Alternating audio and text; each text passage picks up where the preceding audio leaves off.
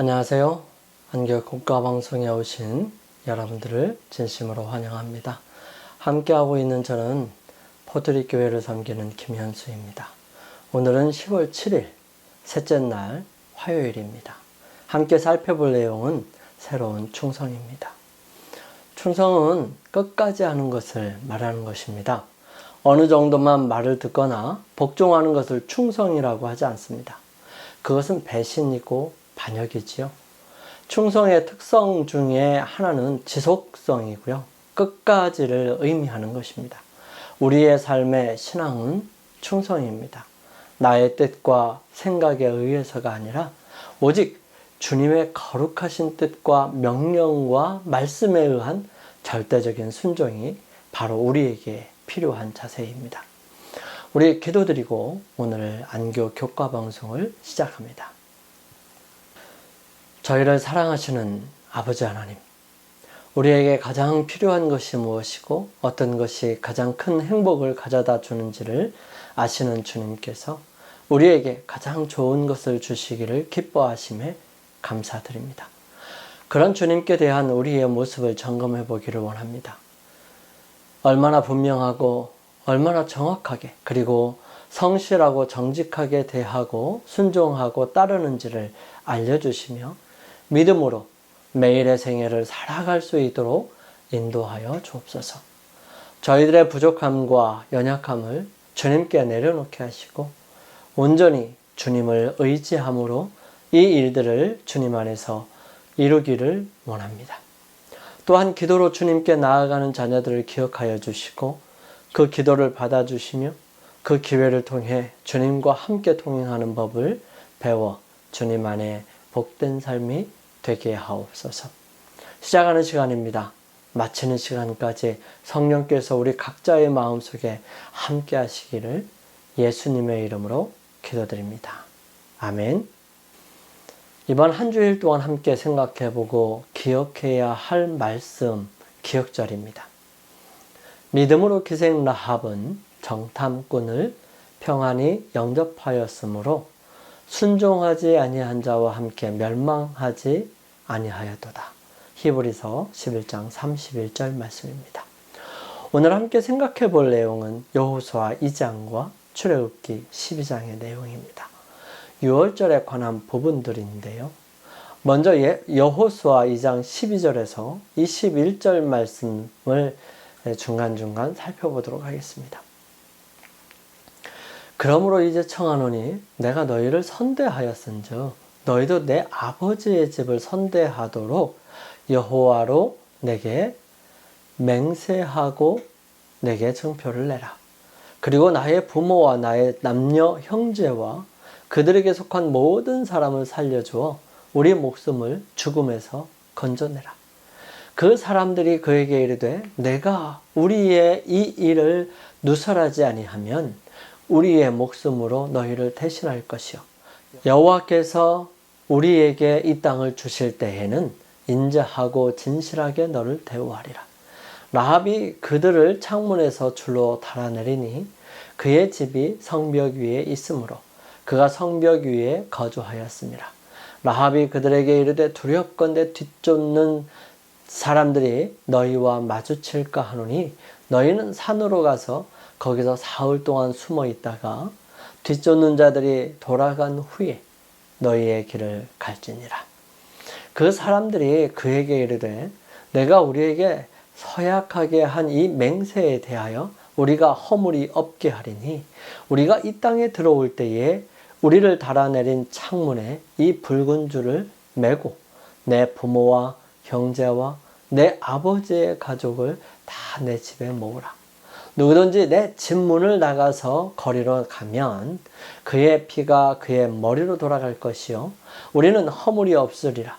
그러나 누구든지 너와 함께 집에 있는 자에게 손을 대면 그의 피는 우리의 머리로 돌아오려니와 내가 우리의 이 일을 누설하면 내가 우리에게 서약하게 한 맹세에 대하여 우리에게 허물이 없으리라 하니 라합이 이르되 너희의 말대로 할 것이라 하고 그들을 보내어 가게 하고 붉은 줄을 창문에 매니라.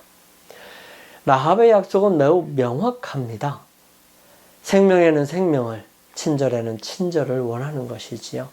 히브리어 헤세드는 인애를 의미하고요. 다른 언어로는 한 단어로 표현하기가 어려울 만큼 이 풍부한 의미를 지니고 있습니다. 이 단어는 주로 언약적 충성을 의미하지만 신실함, 자비, 선행, 그리고 친절이라는 개념도 포함합니다. 라합의 말은 신명기 7장 12절을 떠올리게 하는데요. 여기서 여호와께서 이스라엘을 향한 당신의 헤세드를 지키시겠다고 맹세하셨습니다. 너희가 이 모든 법도를 듣고 지켜 행하면 내 하나님 여호와께서 내 조상에게 맹세하신 언약을 지켜 내게 인애를 베푸실 것이라. 여기에서 말하는 인애가 바로 헤세드인 것입니다. 눈여겨볼 점은 같은 7장에서 가나안 사람들에 대한 진멸, 즉 헤렘을 명하셨다는 점입니다.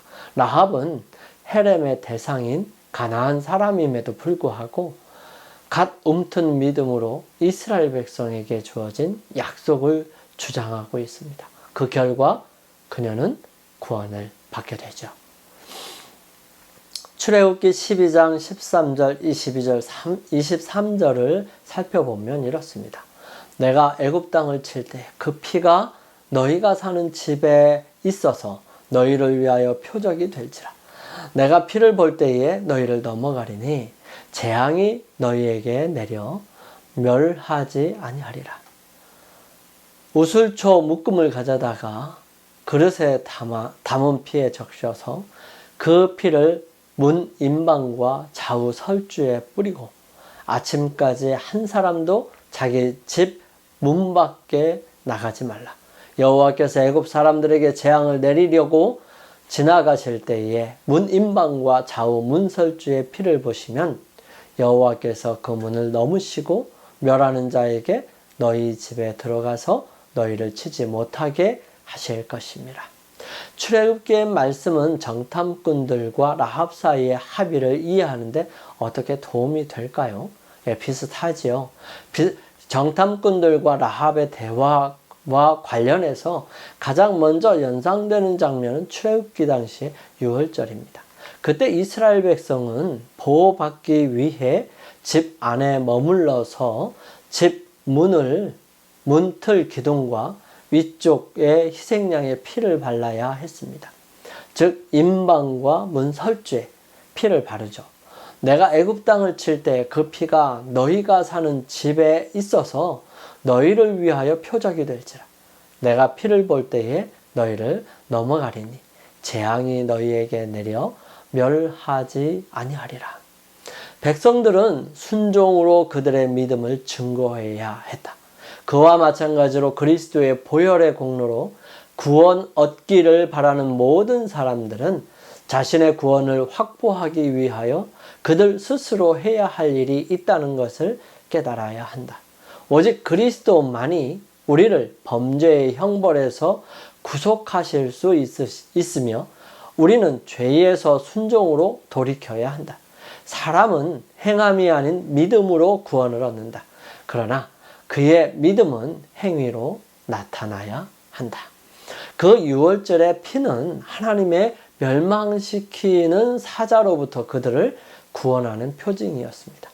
하나님께서 애굽의 마지막 재앙이 닥쳤을 때 이스라엘 백성의 생명을 살리셨듯이 이스라엘 백성들은 여리고의 멸망이 임할 때에 라합과 그녀의 가족들을 구해야 했던 것입니다. 영감의 교훈입니다. 여리고성이 멸망받은 이유, 하나님의 심판이 여리고를 향해서 발해졌다. 그것은 요새였다.